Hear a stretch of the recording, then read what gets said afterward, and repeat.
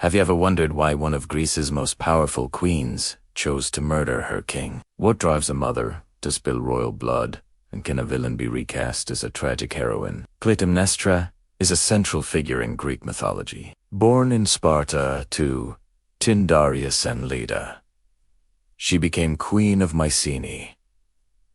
After marrying a commander of the Greeks during the Trojan War, they had 4 children: Orestes, Electra, Chrysothemis, and Iphigenia. Ancient accounts praise her beauty, yet condemn her as an adulteress and murderer. Some versions say she was already married to Tantalus, son of Proteus, and had a son with him. Agamemnon coveted her, killed Tantalus and the boy, persuaded her father to sanction their marriage, and thus entangled her in the violent curse on the house of Atreus. Years later, the Trojan prince Paris abducted her sister Helen.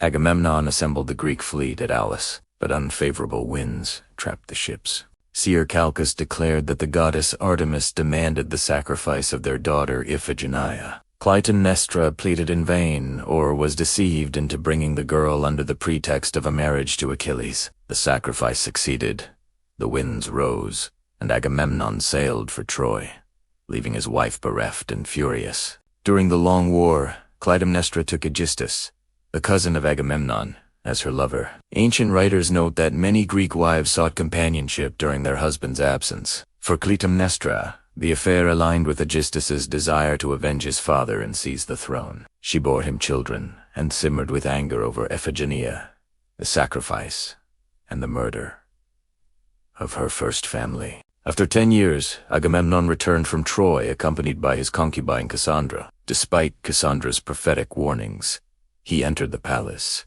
One tradition recounts that Clytemnestra entangled him in a bath net and stabbed him to death. Other versions claim Aegisthus struck the blow, or that both conspired. Through this act, she avenged her daughter, and perhaps her earlier husband and son. Clytemnestra and Aegisthus reigned together for 7 years until her son Orestes, grown and aided by his sister Electra, returned to Mycenae and murdered Aegisthus and his own mother. This patricide unleashed the wrath of the Erinyes, or Furies, upon Orestes. Ultimately, the goddess Athena acquitted him, ending the cycle of blood vengeance, though Clytemnestra's ghost was said to stir the Furies to torment her son. Classical playwrights like Aeschylus portrayed Clytemnestra as a scheming villain, emphasizing her ruthlessness and deceit. In contrast, Costanza Casate's 2023 novel, Clytemnestra, reimagines her as a resilient warrior and mother, surviving in a brutal patriarchal world and recasting Greek heroes like Theseus and Achilles as oppressors.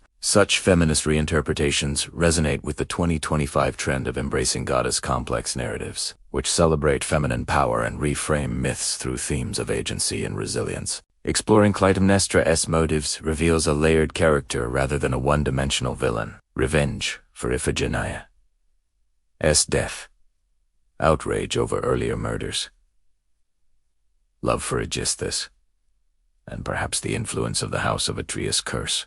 Was Clytemnestra a murderous villain, or a woman fighting back against unspeakable wrongs? If you enjoyed uncovering hidden stories behind ancient myths, share your thoughts and subscribe to join us each week as we explore more mysteries and legends.